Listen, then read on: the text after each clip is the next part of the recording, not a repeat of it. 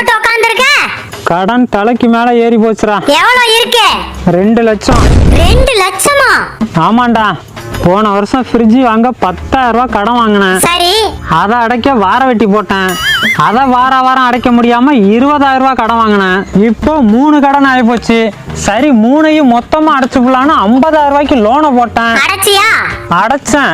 ஆனா அந்த 50,000 வட்டியோட இப்ப 70,000 ஆகி போச்சு. அப்புறம் என்ன, 1 லட்ச ரூபா லோனை போட்டு அதை அடைக்க 10 இடத்துல கைமாத்தா கடனை வாங்கி இப்போ 2 லட்ச ரூபாயில நிக்குது. இந்த மாசம் டியூவை கட்ட பணம் இல்ல. இப்ப என்னடா பண்ண போற? அந்த ஃப்ரிட்ஜை ஒருத்தவன் பாதி விலைக்கு கேக்குறான். அந்த ஃப்ரிட்ஜை பார்த்தாலே நமக்கு வெறுப்பா இருக்கு. அதான் இந்த மாசம் டியூவுக்கு அதை வித்து கட்டிப்பலான்னு பாக்குறேன்.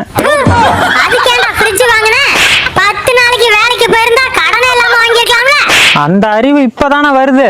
வந்துச்சுல்ல, போய் வேலை செஞ்சு கடன் அடடா. வேலை செய்யவே முடியலடா. கடனை நினைச்சாலே ஒரே மன உளைச்சலா இருக்கு. மண்ணம் கட்டி இப்படிதான்டா ஊர்ல பாதி பய சுத்திட்டு இருக்கான்.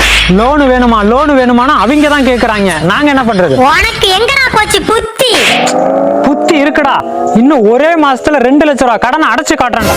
ஏன் வீட்ல இருக்கிற நகையை அடகு வைக்க போறியா? அதெல்லாம் பேங்க்ல சேஃப்டியா தான் இருக்கு. அப்புறம் என்னடா பண்ண போற? அந்த வீட்டையே அடகு வைக்க போறேன். செருப்பு பிஞ்சிரும். மரியாதையா ஓடி போயிரு. கட்டையில போறவன கடன் இல்லாம இருந்து பாருடா. உன் மூளை உன்னை தானா முன்னேற வைக்கும்.